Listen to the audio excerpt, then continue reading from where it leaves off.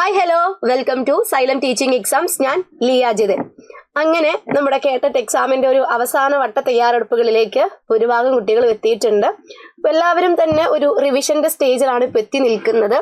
ഇതുകൂടാതെ ചെറിയൊരു വിഭാഗം പഠിത്തം തുടങ്ങിയവരും ഉണ്ട്. അപ്പോൾ ഇനിയിപ്പോൾ ഏകദേശം നമുക്ക് ഫെബ്രുവരിയിലാണ് എക്സാം വരുന്നത്. ഫെബ്രുവരി 21, 23 തീയതികളിലാണ് നമ്മുടെ ഇത്തവണത്തെ കേട്ടറ്റ് എക്സാം വിളിച്ചിട്ടുള്ളത്. അപ്പോൾ നമ്മൾ ഓൾറെഡി അപ്ലിക്കേഷൻസ് കൊടുത്തു. എക്സാം എഴുതാൻ എന്തായാലും നമ്മൾ തീരുമാനിച്ചു. ഇനിയുള്ള ദിവസങ്ങൾ എന്ത് ചെയ്യാം, ആ എക്സാമിന് വേണ്ടിയിട്ട് കുറച്ച് സമയം ഒന്ന് മാറ്റി വെക്കാം. കൃത്യമായിട്ടുള്ള ഒരു സ്റ്റഡി പ്ലാൻ, കൃത്യമായിട്ട് PYQs ചെക്ക് ചെയ്യാം. അതേപോലെ തന്നെ മുന്നേ കഴിഞ്ഞു പോയിട്ടുള്ള എക്സാമിൻസിൻ്റെ ഒരു അനാലിസിസ് നോക്കാം. അപ്പോൾ അതുവഴി നിങ്ങൾക്ക് ഏകദേശം എങ്ങനെയാണ് ഈ എക്സാം എന്നുള്ള ഒരു ഐഡിയ നിങ്ങൾക്ക് കിട്ടും. അത് ആദ്യമായിട്ട് എഴുതാൻ പോകുന്ന കുട്ടികളുണ്ട്. അപ്പോൾ അവരുടെ അടുത്താണ് വെച്ചെങ്കിൽ നിങ്ങൾ എന്ത് ചെയ്യുക, ഇതുവരെ പഠിച്ച കാര്യങ്ങളൊന്ന് അനലൈസ് ചെയ്തിട്ട് പോവാം. ഓക്കെ. അപ്പോൾ ഇന്ന് ഞാൻ വന്നിട്ടുള്ളത് നമ്മുടെ കുറച്ച് പെഡഗോജി ക്വസ്റ്റ്യൻസ് നമുക്ക് എന്ത് ചെയ്യാം, ഒന്ന് ഡിസ്കസ് ചെയ്യാം അല്ലേ. സാധാരണഗതിയിൽ നമ്മൾ സൈക്കോളജി പഠിക്കും, നമ്മുടെ സബ്ജക്റ്റ് പഠിക്കും, ഇംഗ്ലീഷ് പഠിക്കും, മലയാളം പഠിക്കും, അങ്ങനെ എല്ലാ കാര്യങ്ങളും നമ്മൾ പഠിക്കും. നമ്മൾ അത്രയ്ക്ക് അങ്ങോട്ട് ശ്രദ്ധ കൊടുക്കാത്ത ഒരു കാര്യമാണ് നമ്മുടെ പെഡഗോജി എന്ന് പറയുന്നത്. പക്ഷെ മൂപ്പര് അത്യാവശ്യം നല്ല മാർക്ക് നമുക്ക് തരുന്ന ഒരാളാണ് അല്ലേ. പെഡഗോജി പഠിച്ചു പോവുകയാണെങ്കിൽ നമ്മുടെ സൈക്കോളജിയുടെ ഭാഗത്ത് നിന്ന് തന്നെ നമുക്കൊരു 15 മാർക്ക് കിട്ടും. അതുകൂടാതെ ഇപ്പോൾ K2 സംബന്ധിച്ചിടത്തോളം സബ്ജക്റ്റിന്റെ ഭാഗത്ത് നിന്ന് പെഡഗോജി ക്വസ്റ്റ്യൻസ് വരും, സബ്ജക്ട് റിലേറ്റഡ് ആയിട്ടുള്ള പെഡഗോജി ക്വസ്റ്റ്യൻസ് വരും. ഇനിയിപ്പോൾ K3 കമ്പയർ ചെയ്ത് നോക്കുമ്പോൾ K3 പെഡഗോജിയിൽ നിന്നും ഇഷ്ടംപോലെ ചോദ്യങ്ങൾ വരും അല്ലേ. അപ്പോൾ ഇവിടെ പെഡഗോജി എന്ന് പറയുമ്പോൾ നമുക്കറിയാം ബോധന ശാസ്ത്രമാണ്. എങ്ങനെയാണ് നമുക്ക് എഫക്റ്റീവ് ആയിട്ടുള്ള രീതിയിൽ ടീച്ചിങ് പ്രോസസ്സ് നടത്താനായിട്ട് പറ്റുന്നത്, അപ്പോൾ എന്തൊക്കെ കാര്യങ്ങൾ ശ്രദ്ധിക്കണം, ഏതൊക്കെ കാര്യങ്ങളാണ് നമ്മൾ ചെയ്യാൻ പാടില്ലാത്തത്, ഇങ്ങനെയുള്ള കാര്യങ്ങളെക്കുറിച്ച് പറയുന്നതാണ് പെഡഗോജി. അപ്പോൾ ഇവിടെ നമ്മൾ അത്രയ്ക്ക് അങ്ങോട്ട് എന്ത് ചെയ്യാറില്ല, പെഡഗോജിനെ അങ്ങോട്ട് ശ്രദ്ധിക്കാറില്ല. അതൊക്കെ നമുക്ക് അറിയാം എന്നുള്ളൊരു മൈൻഡാണ് നമുക്ക്. പക്ഷെ കൂടുതൽ കുട്ടികളുടെയും മാർക്ക് പോകുന്ന ഒരു ഭാഗമാണ് പെഡഗോജി. അപ്പോൾ നമുക്ക് എന്ത് ചെയ്യാം, അതിൽ നിന്ന് വരാൻ സാധ്യതയുള്ള കുറച്ച് ചോദ്യങ്ങൾ നമുക്ക് നോക്കാം. വ്യക്തിഗത വ്യത്യാസങ്ങൾ നിറവേറ്റുന്നതിൽ അധ്യാപകന്റെ പങ്ക് എന്തായിരിക്കണം? വ്യക്തിഗത വ്യത്യാസങ്ങൾ നിറവേറ്റുന്നതിൽ അധ്യാപകന്റെ പങ്ക് എന്തായിരിക്കണം? വ്യക്തികളുടെ കഴിവുകൾ, താല്പര്യം, അഭിരുചി എന്നിവ അറിയാൻ ശ്രമിക്കുക. ബി, വ്യക്തികളുടെ ആവശ്യങ്ങൾക്കനുസരിച്ച് പാഠ്യപദ്ധതി ക്രമീകരിക്കാൻ ശ്രമിക്കുക. സി, എയും ബിയും, ഡി ഇവയൊന്നുമല്ല. അപ്പൊ ഇതില് വ്യക്തിഗത വ്യത്യാസങ്ങൾ അല്ലെ, ഇൻഡിവിജ്വൽ ഡിഫറൻസസ്. നമ്മൾ നാളെ ഒരു ടീച്ചറായിട്ട് ക്ലാസ് റൂമിലേക്ക് കയറി ചെല്ലുമ്പോൾ നമ്മുടെ മുന്നിലിരിക്കുന്ന കുട്ടികളെല്ലാം തന്നെ എന്താണ്, ഡിഫറെന്റ് ആണ്. അപ്പൊ കുട്ടികൾ ഡിഫറെന്റ് ആവുമ്പോൾ തന്നെ അവരുടെ ആവശ്യങ്ങളും എന്തായിരിക്കും, ഡിഫറെന്റ് ആയിരിക്കും. അപ്പൊ ഇത്തരത്തില് കുട്ടികളുടെ ഈ വ്യത്യാസങ്ങൾ നിറവേറ്റുന്നതിൽ, വ്യക്തിഗത വ്യത്യാസങ്ങൾ നിറവേറ്റുന്നതിൽ ആസ് എ ടീച്ചർ എന്നുള്ള നിലയിൽ നമ്മൾ എന്തൊക്കെ കാര്യങ്ങളാണ് ശ്രദ്ധിക്കേണ്ടത്? എന്തൊക്കെ കാര്യങ്ങളാണ് ശ്രദ്ധിക്കേണ്ടത്? മെയിനായിട്ട് എല്ലാവരെയും നമ്മൾ ഒരേപോലെ എന്ത് ചെയ്യണം, കൺസിഡർ ചെയ്യണം അല്ലെ. ഒരേപോലെ കൺസിഡർ ചെയ്യുക എന്ന് പറയുമ്പോൾ ഓരോ കുട്ടികൾക്കും ഡിഫറെൻ്റ് ആയിട്ടുള്ള നീഡ്സ് ആണ് വരുന്നത്. അത് സാറ്റിസ്ഫൈ ചെയ്യുന്നതിൽ നമ്മളൊരു എന്താ പറയുന്നത്, എല്ലാവരെയും ഒരേപോലെ കാണണം. നന്നായി പഠിക്കുന്ന കുട്ടികളെ നമ്മൾ എങ്ങനെയാണോ ട്രീറ്റ് ചെയ്യുന്നത്, അതേപോലെ തന്നെ പഠിക്കാൻ കഴിവ് കുറവുള്ള കുട്ടികൾ, അപ്പോൾ അവർക്ക് നമ്മൾ കുറച്ചും കൂടി എക്സ്ട്രാ കെയർ കൊടുക്കേണ്ടി വരും അല്ലേ. അപ്പോൾ ഒരു ഇക്വിറ്റി എന്ന് പറയുന്ന ഒരു കോൺസെപ്റ്റ് ആണ് വരുന്നത്. അപ്പോൾ തന്നിട്ടുള്ളതിൽ ഏതൊക്കെ ഓപ്ഷൻസ് ആണ് നമുക്ക് ആൻസറായി തിരഞ്ഞെടുക്കാൻ പറ്റുന്നത്? ഓപ്ഷൻ എയും ബിയും അല്ലെ. വ്യക്തികളുടെ കഴിവുകൾ, താല്പര്യം, അഭിരുചി എന്നിവ അറിയാൻ ശ്രമിക്കുക. ചില കുട്ടികൾക്ക് പഠിക്കുന്നതിലായിരിക്കും കൂടുതൽ കഴിവുണ്ടായിരിക്കുക, ചില കുട്ടികൾക്ക് ഡാൻസ് കളിക്കാനായിരിക്കും, പാട്ട് പാടാനായിരിക്കും, ക്രിയേറ്റീവ് ആയിട്ടുള്ള രീതിയിൽ ചിന്തിക്കാനായിരിക്കും. അപ്പോൾ ഇത്തരത്തിൽ ഏത് മേഖലയിലാണ് അവർക്ക് കഴിവുകൾ കൂടുതലുള്ളത് അത് അറിയാൻ ശ്രമിക്കുക. ആ മേഖലയിൽ കൊടുക്കേണ്ട സപ്പോർട്ട് കൊടുക്കുക. പിന്നെ വരുന്നതാണ് വ്യക്തികളുടെ ആവശ്യങ്ങൾക്കനുസരിച്ച് പാഠ്യപദ്ധതി ക്രമീകരിക്കാൻ ശ്രമിക്കുക. നമ്മൾ പറഞ്ഞു അല്ലെ, നന്നായി പഠിക്കുന്ന കുട്ടിക്ക് നമ്മൾ 1-2 തവണ പറഞ്ഞു കൊടുത്താൽ മതി. അതേസമയം തന്നെ ഐക്യ ലെവൽ കുറച്ച് കുറവായിട്ടുള്ള കുട്ടിയാണെങ്കിൽ ആ കുട്ടിക്ക് നമ്മൾ കുറച്ചധിക സമയം, അതല്ലെങ്കിൽ കുറച്ചും കൂടി വെറൈറ്റി ആയിട്ടുള്ള ടീച്ചിങ് എയ്ഡ്സ് ചിലപ്പോൾ ഉപയോഗിക്കേണ്ടതായിട്ട് വരും. അപ്പൊ അതിനനുസരിച്ച് എന്ത് ചെയ്യണം, പാഠ്യപദ്ധതിയിൽ ക്രമീകരണങ്ങൾ കൊണ്ടുവരണം. ഓക്കെ. സെക്കൻഡ് ക്വസ്റ്റ്യൻ, അധ്യാപകർ വിദ്യാർത്ഥികൾക്ക് വിവരങ്ങൾ വ്യക്തമായും രസകരമായും അവതരിപ്പിക്കണം. കൂടാതെ ഈ പുതിയ വിവരങ്ങൾ ഏതുമായി ബന്ധപ്പെടുത്തണം? അധ്യാപകര് കുട്ടികൾക്ക് എന്ത് ചെയ്യണം, വളരെ രസകരമായിട്ടും വ്യക്തമായിട്ടും ആശയങ്ങൾ അവതരിപ്പിച്ചു കൊടുക്കണം അല്ലെ. അപ്പൊ ഈ കൊടുക്കുന്ന വിവരങ്ങൾ എന്തുമായിട്ടാണ് ബന്ധപ്പെടുത്തേണ്ടത്? അറിയാത്ത കാര്യങ്ങളുമായിട്ടാണോ, ഇതിനകം അറിയാവുന്ന കാര്യങ്ങളുമായിട്ടാണോ, കുട്ടികൾക്ക് അറിയാൻ താല്പര്യമുള്ള കാര്യങ്ങളുമായിട്ടാണോ, അതല്ലെങ്കിൽ അറിയാൻ താല്പര്യമില്ലാത്തതുമായിട്ടാണോ? നമ്മൾ ഒരു ആശയം കുട്ടികൾക്ക് പറഞ്ഞു കൊടുക്കുമ്പോൾ, ഒരു ഉദാഹരണം നോക്കുകയാണെങ്കിൽ എനിക്ക് എന്ത് ചെയ്യണം, ഓക്സിജൻ എന്താണെന്ന് കുട്ടികൾക്ക് പഠിപ്പിച്ചു കൊടുക്കണം അല്ലെ. അപ്പൊ ഈ ഓക്സിജൻ എന്താണ്, അല്ലെങ്കിൽ ആ ഒരു കാര്യത്തെക്കുറിച്ച് എനിക്ക് കുട്ടികൾക്ക് കുറച്ച് വിവരങ്ങൾ കൊടുക്കണം അല്ലെങ്കിൽ പഠിപ്പിച്ചെടുക്കണം എന്നുണ്ടെങ്കിൽ ഏറ്റവും ആദ്യം ഞാൻ ചെയ്യേണ്ട കാര്യം എന്താണ്, എനിക്ക് എന്താണോ പഠിപ്പിച്ചു കൊടുക്കാനുള്ളത് ആ കാര്യം ഞാൻ ആദ്യം തന്നെ പറയാതെ എന്ത് ചെയ്യണം, കുട്ടികൾക്ക് അറിയാവുന്ന കാര്യങ്ങളുമായിട്ട് അതിനെ കണക്ട് ചെയ്യണം അല്ലെ. കുട്ടികൾക്ക് ഓൾറെഡി അറിയാവുന്ന കാര്യങ്ങളുമായിട്ട് ബന്ധപ്പെടുത്തി വേണം നമ്മൾ പുതിയ കാര്യങ്ങൾ കുട്ടികളിലേക്ക് എത്തിക്കാനായിട്ട്. അപ്പോൾ മാത്രമാണ് അവിടെ ഫലപ്രദമായിട്ടുള്ള പഠനം നടക്കുന്നത്. നെക്സ്റ്റ് ക്വസ്റ്റ്യൻ, താഴെ പറയുന്ന പ്രസ്താവനകളിൽ ഏതാണ് ശരിയല്ലാത്തത്? ഒരു 4 സ്റ്റേറ്റ്മെന്റ് ഉണ്ട്. ഇതിലേതാണ് ശരിയല്ലാത്തത്? വളർച്ച ഒരു ജൈവിക പ്രക്രിയയാണ്. ബി, വികസനം ഒരു അളവ് പ്രക്രിയയാണ്. സി, വിദ്യാഭ്യാസം ഒരു ലക്ഷ്യബോധമുള്ള പ്രക്രിയയാണ്. ഡി, പഠനം എന്നത് മാറ്റങ്ങളുടെ ഒരു പ്രക്രിയയാണ്. ഇതില് ഗ്രോത്ത്, ഡെവലപ്മെന്റ്, അതേപോലെ തന്നെ എഡ്യൂക്കേഷൻ, ലേണിംഗ് അല്ലെ, ഇങ്ങനെ 4 കോൺസെപ്റ്റുകളെ കുറിച്ചിട്ടാണ് പറഞ്ഞിട്ടുള്ളത് സ്റ്റേറ്റ്മെന്റിൽ. അപ്പൊ ഇതിൽ ഏതായിരിക്കും ശരിയല്ലാത്ത സ്റ്റേറ്റ്മെന്റ്? ശരിയല്ലാത്ത സ്റ്റേറ്റ്മെന്റ് ഏതായിരിക്കും വരാൻ സാധ്യത? വളർച്ച എന്ന് പറയുന്നത് എന്താണ്? ഒരു ജൈവിക പ്രക്രിയയാണ് അല്ലെ, ഒരു ബയോളജിക്കൽ പ്രോസസ് ആണ്. നമ്മുടെ ഫിസിക്കൽ അപ്പിയറൻസിൽ വരുന്ന മാറ്റങ്ങളെയാണ് നമ്മൾ വളർച്ച അല്ലെങ്കിൽ ഗ്രോത്ത് എന്ന് വിളിക്കുന്നത്. ഇനി രണ്ടാമത്തെ സ്റ്റേറ്റ്മെന്റ് എന്താണ്? വികസനം ഒരു അളവ് പ്രക്രിയയാണ്. ഡെവലപ്മെന്റ് എന്ന് പറയുന്നത് എന്താണ്? കുറച്ചും കൂടി ബ്രോഡ് ആയിട്ടുള്ള ഒരു കോൺസെപ്റ്റ് ആണ് അല്ലെ. ഒരു വ്യക്തിയുടെ എല്ലാ തരത്തിലും വരുന്ന പ്രോഗ്രസീവ് ആയിട്ടുള്ള മാറ്റങ്ങളെയാണ് നമ്മൾ ഡെവലപ്മെന്റ് എന്ന് വിളിക്കുന്നത്. അപ്പൊ ഈ ഡെവലപ്മെന്റ് എന്ന് പറയുമ്പോൾ അതിൽ മോറൽ ഡെവലപ്മെന്റ് വരുന്നുണ്ട്, ഇമോഷണൽ ഡെവലപ്മെന്റ് വരുന്നുണ്ട്, ലാംഗ്വേജ് ഡെവലപ്മെന്റ് വരുന്നുണ്ട്. ഈ കാര്യങ്ങളൊന്നും നമുക്ക് എന്ത് ചെയ്യാൻ പറ്റില്ല, കൃത്യമായിട്ട് മെഷർ ചെയ്ത് നോക്കാൻ പറ്റില്ല. അപ്പൊ അതുകൊണ്ട് തന്നെ വികസനം എന്ന് പറയുന്നത് ഒരളവ് പ്രക്രിയയാണ് എന്നുള്ളത് തെറ്റായ പ്രസ്താവനയാണ് അല്ലെ. അതൊരു ക്വാളിറ്റേറ്റീവ് കോൺസെപ്റ്റ് ആണ്. ഡെവലപ്മെന്റ് എന്നുള്ളത് ക്വാളിറ്റേറ്റീവ് കോൺസെപ്റ്റ് ആണ്. ബാക്കിയുള്ളതൊക്കെ കറക്റ്റ് ആണ് അല്ലെ. വിദ്യാഭ്യാസം എന്ന് പറയുന്നത് കൃത്യമായിട്ടൊരു ലക്ഷ്യബോധമുള്ള പ്രക്രിയയാണ്. പഠനം എന്നത് നമ്മുടെ മാറ്റങ്ങളുടെ ഒരു പ്രക്രിയയാണ്. അപ്പൊ തന്നിട്ടുള്ളതില് ശരിയല്ലാത്ത സ്റ്റേറ്റ്മെന്റ് എന്ന് പറയുന്നത് ഓപ്ഷൻ ബി ആണ്. നെക്സ്റ്റ് ക്വസ്റ്റ്യൻ, മൾട്ടിപ്പിൾ ചോയ്സ് ചോദ്യങ്ങളുടെ കാര്യത്തിൽ താഴെ പറയുന്ന പ്രസ്താവനകളിൽ ഏതാണ് ശരിയല്ലാത്തത്? മൾട്ടിപ്പിൾ ചോയ്സ് ചോദ്യങ്ങൾ, അതുമായി ബന്ധപ്പെടുത്തി ശരിയല്ലാത്ത പ്രസ്താവന കേട്ടോ. പരിചയമില്ലാത്ത ഒരു അധ്യാപകന് പോലും ചോദ്യങ്ങൾ എളുപ്പത്തിൽ തയ്യാറാക്കാൻ കഴിയും. ബി, എല്ലാ തിരഞ്ഞെടുപ്പുകളും വിശ്വസനീയമാണെന്ന് തോന്നുന്നു. സി, പിശകുകളില്ലാത്തതും വേഗത്തിലുള്ളതുമായ വിലയിരുത്തൽ കമ്പ്യൂട്ടറിന് സാധ്യമാണ്. ഡി, തെരഞ്ഞെടുപ്പുകളിൽ 1 മാത്രമാണ് ശരിയായ ഉത്തരം. ഇതിലേതാണ് മൾട്ടിപ്പിൾ ചോയ്സ് ചോദ്യങ്ങളുമായി ബന്ധപ്പെട്ട് വരുന്ന ശരിയല്ലാത്ത സ്റ്റേറ്റ്മെന്റ്? മൾട്ടിപ്പിൾ ചോയ്സ് ചോദ്യം അല്ലെ, ഒരു ചോദ്യം കൊടുക്കുന്നു, ആ ചോദ്യത്തിന് 1ൽ കൂടുതൽ ഓപ്ഷൻസ് വരുന്നു അല്ലെ, അതാണ് മൾട്ടിപ്പിൾ ചോയ്സ് ചോദ്യങ്ങൾ എന്ന് പറയുന്നത്. ബഹുവികൽപ മാതൃക ചോദ്യങ്ങൾ. അപ്പൊ ആ ഒരു ചോദ്യവുമായി ബന്ധപ്പെടുത്തി ശരിയല്ലാത്ത സ്റ്റേറ്റ്മെന്റ് ഇതിൽ ഏതായിരിക്കും വരാൻ സാധ്യത? ശരിയല്ലാത്ത സ്റ്റേറ്റ്മെന്റ് ഏതായിരിക്കും? പരിചയമില്ലാത്ത ഒരു അധ്യാപകന് ചോദ്യങ്ങൾ എളുപ്പത്തിൽ തയ്യാറാക്കാൻ കഴിയും. ഒരിക്കലും മൾട്ടിപ്പിൾ ചോയ്സ് ക്വസ്റ്റ്യൻസ് ആർക്ക് തയ്യാറാക്കാൻ പറ്റില്ല? പരിചയമില്ലാത്ത ഒരു അധ്യാപകന് തയ്യാറാക്കാൻ പറ്റില്ല. കാരണം ചോദ്യം തയ്യാറാക്കാൻ പറ്റും, പക്ഷെ നമുക്കറിയാം ആ കൊടുക്കുന്ന ഓപ്ഷൻസ് 4 ഓപ്ഷൻസും എന്തായിരിക്കണം? കൺഫ്യൂസിങ് ആകുന്ന തരത്തിൽ, അല്ലെങ്കിൽ ആ സിമിലർ ആയിട്ടുള്ള ഉത്തരത്തിനോട് ചേർന്നിട്ടുള്ള ഓപ്ഷൻസ് ആണ് നമ്മൾ കൊടുക്കേണ്ടത്. അങ്ങനെ വരുമ്പോഴാണ് കുട്ടികൾക്ക് അവിടെ എന്ത് ചെയ്യാൻ പറ്റുന്നത്? ശരിയായിട്ടുള്ള ഉത്തരം സെലക്ട് ചെയ്യാൻ പറ്റുന്നത്. ഒരു ബന്ധമില്ലാത്ത 4 ഓപ്ഷൻസ് കൊടുത്തു കഴിഞ്ഞാൽ ഏതൊരാൾക്കും എന്ത് ചെയ്യാം? ആ ചോദ്യത്തിന് ഉത്തരം തിരഞ്ഞെടുക്കാൻ പറ്റും. അപ്പൊ അത്യാവശ്യം അനുഭവ സമ്പത്തുള്ള ഒരാൾക്ക് മാത്രമേ എന്ത് ചെയ്യാൻ പറ്റുള്ളൂ? മൾട്ടിപ്പിൾ ചോയ്സ് ക്വസ്റ്റ്യൻസ് തയ്യാറാക്കാൻ പറ്റുന്നത്. അടുത്ത ചോദ്യം, ജോൺ ഡ്യൂയിയുടെ അഭിപ്രായത്തിൽ സ്കൂളുകൾ വിദ്യാർത്ഥികളെ എന്തിനു വേണ്ടി സഹായിക്കണം? ജോൺ ഡ്യൂയിയുടെ അഭിപ്രായത്തിൽ സ്കൂളുകൾ വിദ്യാർത്ഥികളെ എന്തിനു വേണ്ടിയാണ് സഹായിക്കേണ്ടത്? ഗവേഷണം ചെയ്യാൻ, ഭാവി ജീവിതത്തിന്, വർത്തമാന ജീവിതത്തിന്, സംരംഭകത്വത്തിന്. ഇതിലേതാണ് ജോൺ ഡ്യൂയിയുടെ അഭിപ്രായത്തില് സ്കൂളുകൾ വിദ്യാർത്ഥികളെ സഹായിക്കേണ്ടത്? ഇതാണ് ഗവേഷണം ചെയ്യാനാണോ, ഭാവി ജീവിതത്തിനാണോ, വർത്തമാന ജീവിതത്തിനാണോ, സംരംഭകത്വത്തിനാണോ? ഏതാണ് ആൻസർ വരുന്നത്?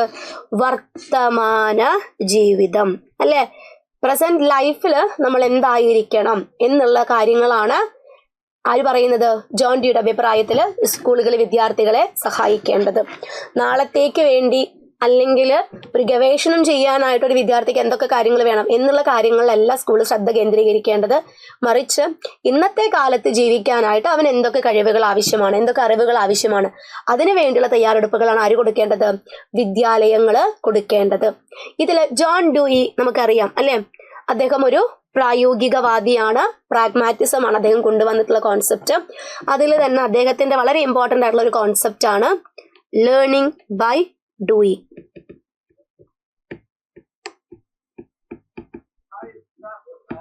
ലേണിംഗ് ബൈ ഡൂയിങ്, പ്രവർത്തിച്ച് പഠിക്കുക എന്നുള്ളൊരു കോൺസെപ്റ്റ് ആണ് ജോൺ ഡ്യൂയി കൊണ്ടുവന്നിട്ടുള്ളത്. അടുത്ത ചോദ്യം, ആളുകൾ പ്രായമാകുമ്പോൾ പഠനത്തിന്റെ ഡാഷ് കുറയുന്നു. ആളുകൾക്ക് പ്രായമാകുമ്പോൾ പഠനത്തിന്റെ ഡാഷ് കുറയുന്നു. ശക്തി, വേഗത, ഗുണനിലവാരം, അളവ്. ആളുകൾക്ക് പ്രായമാകും തോറും എന്താണ് കുറയുന്നത്? ശക്തിയാണോ, വേഗതയാണോ, ഗുണനിലവാരമാണോ, അളവാണോ? എന്തായിരിക്കും കുറയുന്നുണ്ടായിരിക്കുക? പ്രായമാകും തോറും നമ്മൾ പഠിക്കുന്നതിന്റെ വേഗതയാണ് കുറയുന്നത് അല്ലെ. ഇപ്പൊ നമുക്കൊരു 25 വയസ്സ് വരെ എന്നൊക്കെ പറയുമ്പോൾ നമ്മുടെ ബുദ്ധി അത്രയധികം നല്ല രീതിയിൽ ആക്റ്റീവ് ആയിട്ടിരിക്കുന്ന ഒരു സമയമാണ് അല്ലെ. 30 വയസ്സ് വരെ നമുക്ക് എന്ത് ചെയ്യാം? പുതിയ കാര്യങ്ങൾ പഠിക്കാൻ വലിയ കുഴപ്പമൊന്നുമില്ല. പക്ഷെ 30 വയസ്സ് കഴിഞ്ഞാൽ പതുക്കെ പതുക്കെ എന്താണ്, ലേൺ ചെയ്യാനായിട്ടുള്ള മനുഷ്യന്റെ എബിലിറ്റി കുറഞ്ഞു വരും. അപ്പോൾ ഇത്തരത്തില് വേഗത കുറയാണ് ചെയ്യുന്നത്. മുന്നേ നമ്മൾ അരമണിക്കൂർ എടുത്ത് പഠിച്ചിരുന്ന കാര്യങ്ങൾ പ്രായമാകുമ്പോൾ ചിലപ്പോൾ നമ്മൾ എന്ത് ചെയ്യേണ്ടതായിട്ട് വരുന്നുണ്ട്? 1 മണിക്കൂറോ 1.5 മണിക്കൂറോ 2 മണിക്കൂറോ ഒക്കെ എടുത്തിട്ടായിരിക്കും നമ്മൾ അത് ലേൺ ചെയ്യുന്നത്. അപ്പോൾ ഇവിടെ വേഗതയാണ് എന്ത് ചെയ്യുന്നത്? കുറയുന്നത്. ആളുകൾക്ക് പ്രായമാകുമ്പോൾ പഠനത്തിന്റെ വേഗത കുറയുന്നു. അടുത്ത ചോദ്യം, ഒരു വിദ്യാർത്ഥിയുടെ കാലഗണനാ പ്രായവും മാനസിക പ്രായവും 7 വർഷമാണ്. അവനെ ഏത് വിഭാഗത്തിൽ ഉൾപ്പെടുത്താം? കാലഗണനാ പ്രായവും കൊടുത്തിട്ടുണ്ട്, മാനസിക പ്രായവും കൊടുത്തിട്ടുണ്ട് അല്ലെ.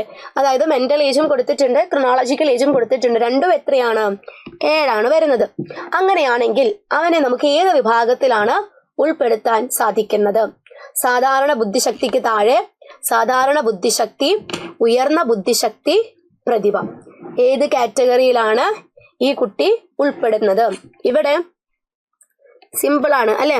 മെന്റൽ ഏജ് എന്നുള്ളത് 7, ക്രോണോളജിക്കൽ ഏജ് എന്നുള്ളത് 7. സോ കുട്ടിയുടെ IQ എന്ന് പറയുന്നത് എത്രയായിരിക്കും? 100 ആയിരിക്കും വരിക അല്ലെ. മെന്റൽ ഏജും ക്രോണോളജിക്കൽ ഏജും സെയിം ആണെങ്കിൽ നമുക്ക് കിട്ടുന്ന ഉത്തരം എന്ന് പറയുന്നത് 100 ആയിരിക്കും. അപ്പൊ 100 എന്ന് പറഞ്ഞു കഴിഞ്ഞാൽ ആ കുട്ടി ഏത് വിഭാഗത്തിലാണ് ഉൾപ്പെടുന്നത്? സാധാരണ ബുദ്ധിശക്തി.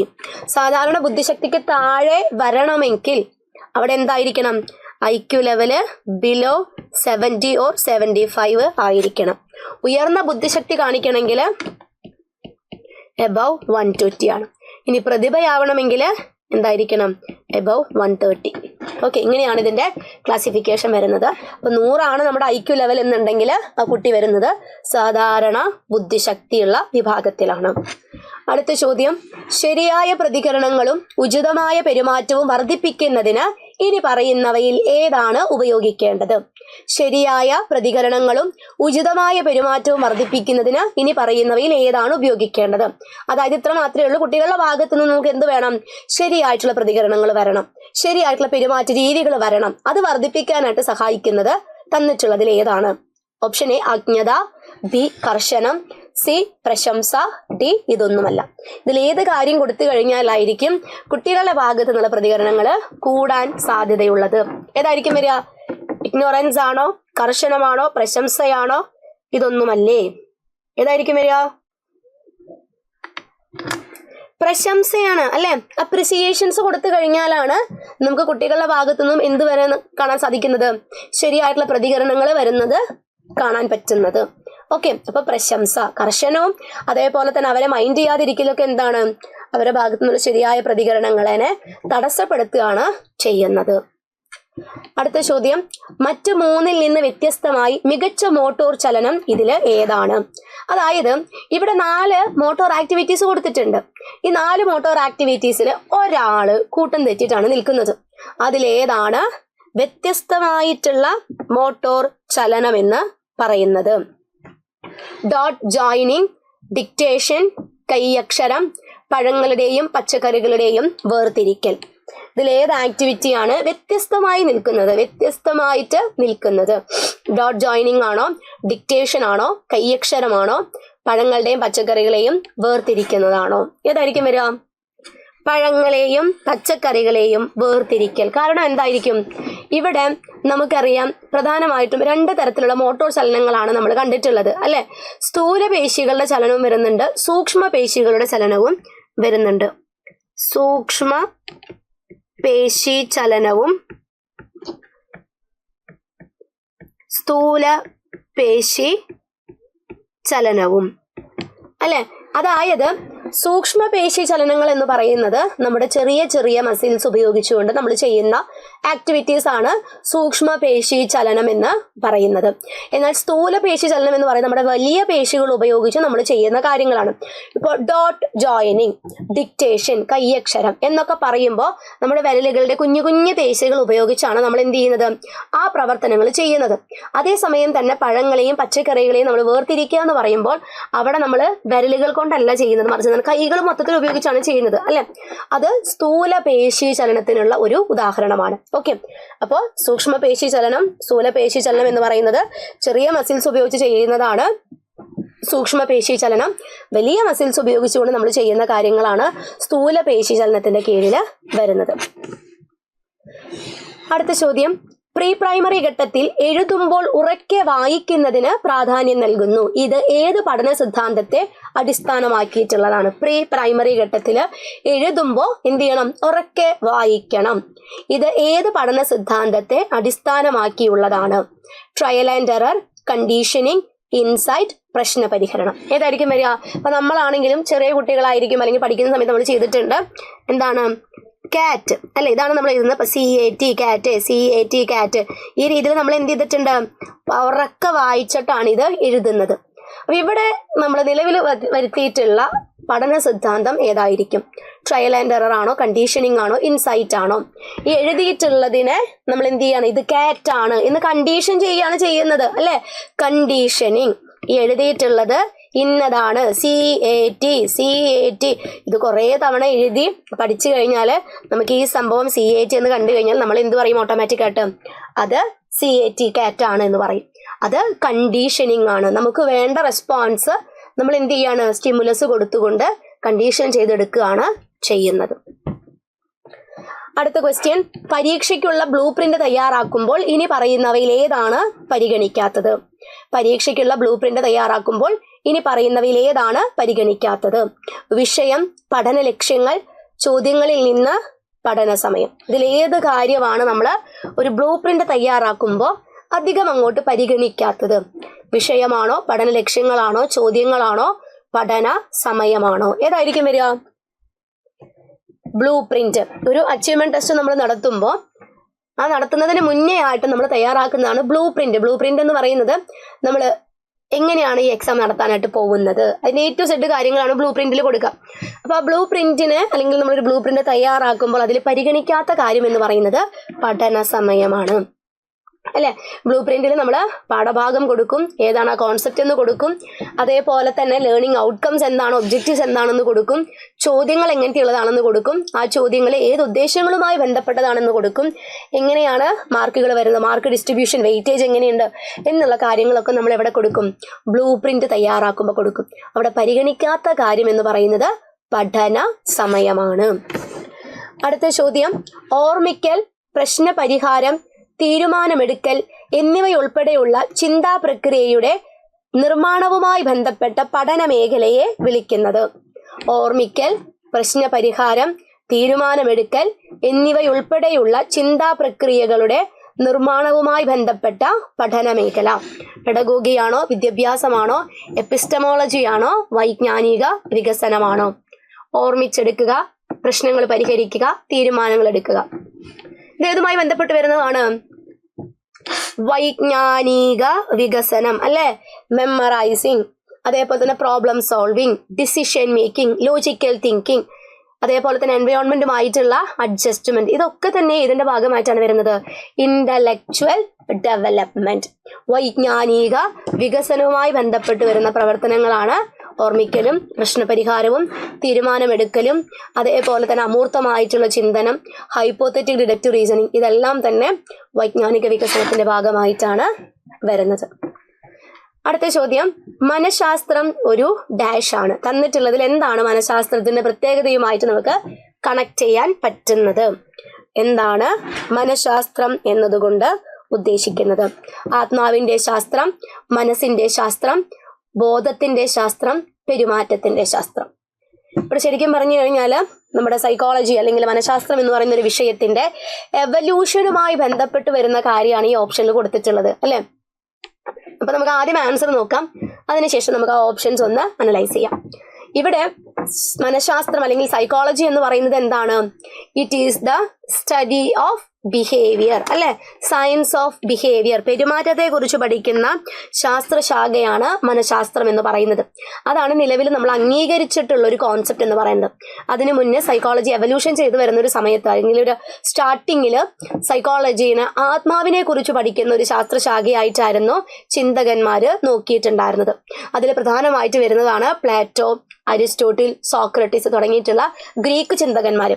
അവരാണ് പറയുന്നത് മനഃശാസ്ത്രം എന്ന് പറയുന്നത് ആത്മാവിനെ കുറിച്ച് പഠിക്കുന്ന ശാസ്ത്രശാഖയാണ്. പക്ഷെ പിന്നീട് നമ്മുടെ ഇമ്മാനുവൽ കാന്റ് ആണ് പറയുന്നത് ആത്മാവല്ല മനസ്സിനെ കുറിച്ചാണ് നമ്മുടെ സൈക്കോളജിയിൽ പഠിക്കുന്നത്. അത് ഇമ്മാനുവൽ കാന്റിന്റെ കോൺസെപ്റ്റ് ആണ്. പിന്നീട് അതിനുശേഷം വരുന്നതാണ് സൈക്കോളജി എന്ന് പറയുന്നത് ബോധമണ്ഡലത്തെ കുറിച്ച് പഠിക്കുന്ന ശാസ്ത്രശാഖയാണ്. William Wundt and William James, ഇവർ രണ്ടുപേരുമായിരുന്നു ആ ഒരു കോൺസെപ്റ്റിനെ സപ്പോർട്ട് ചെയ്തിട്ടുണ്ടായിരുന്നത്. കോൺഷ്യസ് മൈൻഡ് ആണ് എല്ലാം തീരുമാനിക്കുന്നത്. അതുകൊണ്ട് ആ കോൺഷ്യസ് മൈൻഡിനെ കുറിച്ചാണ് നമ്മൾ എവിടെ പഠിക്കുന്നത്? നമ്മൾ മനഃശാസ്ത്രത്തില് പഠിക്കുന്നത്. പിന്നീടാണ് ജെ.ബി. വാട്സൺ എന്ത് ചെയ്യുന്നത്? ഇവിടെ സൈക്കോളജിയില് പെരുമാറ്റങ്ങളെ കുറിച്ചാണ് നമ്മൾ പഠിക്കുന്നത്, ബിഹേവിയേഴ്സിനെ കുറിച്ചാണ് പഠിക്കുന്നത് എന്നുള്ളൊരു കോൺസെപ്റ്റ് കൊണ്ടുവന്നിട്ടുള്ളത്. ഓക്കെ, ആത്മാവിന്റെ ശാസ്ത്രം എന്ന് പറഞ്ഞത് പ്ലേറ്റോ, അരിസ്റ്റോട്ടിൽ, സോക്രട്ടീസ് ആണ്. മനസ്സിന്റെ ശാസ്ത്രം എന്ന് പറയുന്നത് ഇമ്മാനുവൽ കാന്റ് ആണ്. ബോധത്തിന്റെ ശാസ്ത്രം എന്ന് പറഞ്ഞത് William James and William Wundt ആണ്. പെരുമാറ്റത്തിന്റെ ശാസ്ത്രം എന്ന് പറഞ്ഞത് ജെ.ബി. വാട്സൺ ആണ്. അടുത്ത ചോദ്യം, താഴെ പറയുന്ന ഏത് രീതി ഉപയോഗിച്ചാണ് അധ്യാപകൻ വിദ്യാർത്ഥികളുടെ ഗ്രൂപ്പ് പെരുമാറ്റം പ്രധാനമായും പഠിക്കുന്നത്? ഇവിടെ രീതികളെ കുറിച്ചും തന്ത്രങ്ങളെ കുറിച്ചും അതേപോലെ തന്നെ ഉപകരണങ്ങളെ കുറിച്ചും ഒക്കെ നമ്മൾ പഠിക്കുന്നുണ്ട്, അല്ലെ? ഇപ്പൊ ചോദ്യം വന്നിട്ടുള്ളത് രീതിയിൽ നിന്നുമാണ്. കുട്ടികളെ കുറിച്ച് പഠിക്കാനായിട്ടുള്ള പല പല രീതികളുണ്ട്. അപ്പൊ ആ രീതിയുമായിട്ട് ബന്ധപ്പെട്ട് വരുന്ന കാര്യമാണ് ഇതിൽ വരുന്നത്. ഏത് രീതി ഉപയോഗിച്ചിട്ടാണ് അധ്യാപകൻ വിദ്യാർത്ഥികളുടെ ഗ്രൂപ്പ് പെരുമാറ്റം പഠിക്കുന്നത്? ഗ്രൂപ്പ് പെരുമാറ്റം പഠിക്കാനായിട്ടുള്ള ഒരു രീതി ഇതില് ഏതാണ്? അഭിമുഖം, പരീക്ഷണം, കേസ് ചരിത്രം, നിരീക്ഷണം. ഏതായിരിക്കും വരിക? അഭിമുഖമാണോ, പരീക്ഷണമാണോ, കേസ് ചരിത്രമാണോ, നിരീക്ഷണമാണോ? ഒരു ഗ്രൂപ്പിന്റെ പെരുമാറ്റം പഠിക്കണമെങ്കിൽ അത് അഭിമുഖം കൊണ്ട് സാധിക്കില്ല, പരീക്ഷണ രീതി പറ്റില്ല, കേസ് ചരിത്രം പറ്റില്ല. തന്നിട്ടുള്ളതിൽ ഉപയോഗിക്കാൻ പറ്റുന്നത് ഏതാണ്? നിരീക്ഷണ രീതിയാണ്. ഗ്രൂപ്പ് പെരുമാറ്റത്തെ കുറിച്ച് മനസ്സിലാക്കാൻ ഒരു അധ്യാപകന് ഉപയോഗിക്കാൻ പറ്റുന്ന ഏറ്റവും നല്ല രീതി എന്ന് പറയുന്നത് നിരീക്ഷണ രീതിയാണ്. അഭിമുഖം എന്ന് പറയുമ്പോൾ അവിടെ ഫേസ് ടു ഫേസ് ഇന്ററാക്ഷൻ ആണ് വരുന്നത്, അല്ലെ? 1-to-1 ഇന്റർവ്യൂ ആണ്. പരീക്ഷണ രീതിയിൽ നമുക്കറിയാം ആശ്രിത ചരവും സ്വതന്ത്ര ചരവും തമ്മിലുള്ള ബന്ധത്തെ കുറിച്ചാണ് മനസ്സിലാക്കാൻ പറ്റുക. കേസ് ചരിത്രം എന്ന് പറയുന്നത് ഒരു കുട്ടീനെ കുറിച്ചിട്ടുള്ള വളരെ ഡെപ്ത് ആയിട്ടുള്ള സ്റ്റഡിയാണ് കേസ് ചരിത്രം. അപ്പൊ അതൊന്നും നമുക്ക് എന്തിനു സ്യൂട്ടബിൾ അല്ല? ഗ്രൂപ്പ് പെരുമാറ്റത്തെ കുറിച്ച് മനസ്സിലാക്കാൻ സ്യൂട്ടബിൾ അല്ല. ഓക്കെ, ലാസ്റ്റ് ക്വസ്റ്റ്യൻ, കുട്ടികൾ സാധാരണയായി ഡാഷ് ഡാഷ് ഘട്ടങ്ങളിൽ സ്വയം കേന്ദ്രീകൃതരാണ്. കുട്ടികൾ സാധാരണയായി ഡാഷ് ഡാഷ് ഘട്ടങ്ങളിൽ സ്വയം കേന്ദ്രീകൃതരാണ്. ഏതൊക്കെ ഘട്ടങ്ങളിലാണ് കുട്ടികൾ അഹം കേന്ദ്രീകൃത ചിന്ത അല്ലെങ്കിൽ സ്വയം കേന്ദ്രീകൃതമായിട്ടുള്ള രീതിയിൽ പെരുമാറുന്നത്? സെൻസറി മോട്ടോർ പ്രീ ഓപ്പറേഷണൽ ഘട്ടം, ഫോമൽ ഓപ്പറേഷണൽ ഘട്ടം, സെൻസറി മോട്ടോർ ഘട്ടം, സി പ്രീ ഓപ്പറേഷണൽ ഘട്ടം, കോൺക്രീറ്റ് ഓപ്പറേഷണൽ ഘട്ടം, ഡി കോൺക്രീറ്റ് ഓപ്പറേഷണൽ ഘട്ടം, ഫോമൽ ഓപ്പറേഷണൽ ഘട്ടം. ഇതിൽ ഏതൊക്കെ ഘട്ടത്തിലായിരിക്കും കുട്ടികൾ അഹം കേന്ദ്രീകൃത ചിന്ത അല്ലെങ്കിൽ ഒരു ഈഗോ സെന്റേർഡ് തോട്ട് കൂടുതലായിട്ട് അല്ലെങ്കിൽ കാണുന്നത്? നമുക്കറിയാം സ്വയം കേന്ദ്രീകൃത ചിന്ത എന്ന് പറയുന്നത് വളരെ പ്രോമിനന്റ് ആയിട്ട് കാണുന്നത് ഏത് സ്റ്റേജിലാണ്? പ്രീ ഓപ്പറേഷണൽ സ്റ്റേജിലാണ്, അല്ലെ? പ്രാഗ്മനോ വ്യാപാര ഘട്ടത്തിലാണ് കുട്ടികൾ അഹം കേന്ദ്രീകൃതമായിട്ടുള്ള ചിന്ത കാണിക്കുന്നത്. അഹം കേന്ദ്രീകൃത ചിന്ത എന്ന് പറഞ്ഞു കഴിഞ്ഞാൽ ഞാനാണ് എല്ലാം തീരുമാനിക്കുന്നത്, എന്നെ ചുറ്റിപ്പറ്റിയാണ് ഈ ലോകം നിൽക്കുന്നത്, എന്നെ ചുറ്റും നിൽക്കുന്ന ആളുകളൊക്കെ എന്നെ ഡിപ്പെൻഡ് ചെയ്തുകൊണ്ടാണ് നിൽക്കുന്നത് എന്നുള്ളൊരു കോൺസെപ്റ്റ്. ഞാൻ എൻ്റെ കണ്ണിൽ കൂടെ മാത്രം എന്ത് ചെയ്യുന്നു? ലോകത്തെ നോക്കിക്കാണുന്ന ഒരവസ്ഥ. അപ്പൊ ഇത് ഏറ്റവും കൂടുതൽ കാണുന്നത് പ്രീ ഓപ്പറേഷണൽ സ്റ്റേജിലാണ്. അതിൻ്റെ കൂടെ സെൻസറി മോട്ടോർ സ്റ്റേജിൽ നമുക്ക് എന്ത് കാണാം? സ്വയം കേന്ദ്രീകൃത ചിന്ത. ഒരു 1.5 വയസ്സിന് ശേഷമാണ് കുട്ടികളിൽ ജലസി അല്ലെങ്കിൽ അസൂയ എന്ന് പറയുന്ന ഒരു വികാരം നമ്മൾ കാണുന്നത്, അല്ലെ? അതായത് എൻ്റെ അമ്മ വേറെ ആരും എടുക്കാൻ പാടില്ല, എൻ്റെ അച്ഛൻ എനിക്ക് മാത്രം മിഠായി തരാൻ പാടുള്ളൂ, എൻ്റെ വീട്ടിലേക്ക് വേറെ ആരും വരാൻ പാടില്ല എന്നുള്ള ഒരു കോൺസെപ്റ്റ്, അല്ലെ? ജലസി. നമുക്ക് ഒരു 1.5 വയസ്സായിട്ടുള്ള കുട്ടിയാണ് നമുക്ക് അല്ലെങ്കിൽ അവരെ പെരുമാറ്റുന്നത് മനസ്സിലാക്കാൻ പറ്റുന്ന ഒരു കാര്യമാണത്. അപ്പൊ അവിടെ നിന്ന് മുതൽ ഏകദേശം ഒരു പ്രീ ഓപ്പറേഷണൽ സ്റ്റേജ് കഴിയുന്നത് വരെയും കുട്ടികളിൽ എന്തുണ്ടായിരിക്കും? സ്വയം കേന്ദ്രീകൃത ചിന്ത ഉണ്ടാവും. ഇനി നമ്മൾ കോൺക്രീറ്റ് ഓപ്പറേഷണൽ സ്റ്റേജിൽ നോക്കുമ്പോൾ കോൺക്രീറ്റ് ഓപ്പറേഷണൽ സ്റ്റേജിന്റെ തുടക്കത്തിൽ അവിടെ എന്ത് കാണാം? ചിലപ്പോൾ സ്വയം കേന്ദ്രീകൃത ചിന്ത കാണാം. പക്ഷെ കോൺക്രീറ്റ് ഓപ്പറേഷണൽ സ്റ്റേജിൽ എത്തുമ്പോഴേക്കും കുട്ടിക്ക് എന്ത് ചെയ്യാൻ പറ്റുന്നുണ്ട്? ലോജിക്കൽ തിങ്ക് ചെയ്യാനായിട്ടുള്ള എബിലിറ്റി വരുന്നുണ്ട്. അപ്പൊ സ്വാഭാവികമായിട്ടും കുട്ടിക്ക് ചിന്തിക്കാം, അല്ലെ, ഇത് എൻ്റെ മാത്രം വീടല്ല, ഇത് എൻ്റെ ചേട്ടൻ്റെയും ചേച്ചിയുടെയും അനിയത്തിയുടെയും ഒക്കെ വീടാണ് എന്നുള്ള രീതിയിൽ ചിന്തിക്കാനായിട്ടുള്ള എബിലിറ്റി വരുന്നുണ്ട്. അപ്പൊ അതുള്ളത് കൊണ്ട് തന്നെ ഇവിടെ എന്താണ്? സ്വയം കേന്ദ്രീകൃത ചിന്ത കുറവായിരിക്കും. അത് കുറച്ചും കൂടി കൂടുതലായിട്ട് കാണുന്നത് സെൻസറി മോട്ടോർ സ്റ്റേജിലും പ്രീ ഓപ്പറേഷണൽ സ്റ്റേജിലുമാണ്. ഓക്കെ, അപ്പൊ നമ്മുടെ പെഡഗോജി റിലേറ്റഡ് ആയിട്ടുള്ള കുറച്ച് ചോദ്യങ്ങളാണ് നമ്മൾ ഡിസ്കസ് ചെയ്തത്. ഇത് നിങ്ങൾക്ക് യൂസ്ഫുൾ ആയിട്ടുണ്ടെന്ന് വിചാരിക്കുന്നു. നല്ല പോലെ പഠിക്കുക. നിങ്ങൾ ബാക്കി എല്ലാ വിഷയങ്ങളും പഠിക്കുന്നത് പോലെ തന്നെ പെഡഗോജിയും പഠിക്കുക, നല്ല മാർക്ക് മേടിക്കുക. ഇവിടെ പെഡഗോജി എന്ന് പറയുമ്പോൾ ഫസ്റ്റ് റീഡിങ്ങിൽ തന്നെ നിങ്ങൾക്ക് ആൻസർ കിട്ടണമെന്ന് വാശി പിടിച്ചുകൊണ്ട് ഒരിക്കലും എന്ത് ചെയ്യരുത്? എക്സാം ഹാളിലേക്ക് കയറരുത്. 2-3 തവണ വായിച്ചു കഴിഞ്ഞിട്ടായിരിക്കും നമുക്ക് എന്ത് വരുന്നത്? എങ്ങനെയാണ് ഉത്തരത്തിലേക്ക് എത്തേണ്ടത്, അല്ലെങ്കിൽ എന്താണ് ഇവിടെ ഉദ്ദേശിക്കുന്നത് എന്നുള്ളൊരു ഐഡിയ കിട്ടുക. അപ്പൊ ആ രീതിയിൽ എന്ത് ചെയ്യുക? നല്ലപോലെ വായിച്ചു നോക്കി ഉത്തരങ്ങൾ മാർക്ക് ചെയ്യുക. വരും ക്ലാസ്സുകളിൽ നമുക്ക് സൈക്കോളജി, പെഡഗോജി റിലേറ്റഡ് ആയിട്ടുള്ള ക്വസ്റ്റ്യൻസ് അതേപോലെ റിവൈസ് ചെയ്യണം. അപ്പൊ ഇതുപോലെ തന്നെ ഈ സെഷൻസ് നിങ്ങൾക്ക് യൂസ്ഫുൾ ആയിട്ടുണ്ടായിരുന്നെങ്കിൽ ഇത് കമന്റിൽ കൊടുക്കുക. ഏതെങ്കിലും ടോപ്പിക്ക് നിങ്ങൾക്ക് ഇതേപോലെ ക്ലാസ്സുകളായിട്ട് വേണമെന്നുണ്ടെങ്കിൽ അതും കമന്റ് ആയിട്ട് കൊടുക്കുക. കൂട്ടുകാരുമായിട്ട് വീഡിയോ ഷെയർ ചെയ്യുക. അടുത്ത ക്ലാസ്സിൽ പുതിയ ചില ക്വസ്റ്റ്യൻസുമായിട്ട് നമുക്ക് വീണ്ടും കണ്ടുമുട്ടാം. Thank you.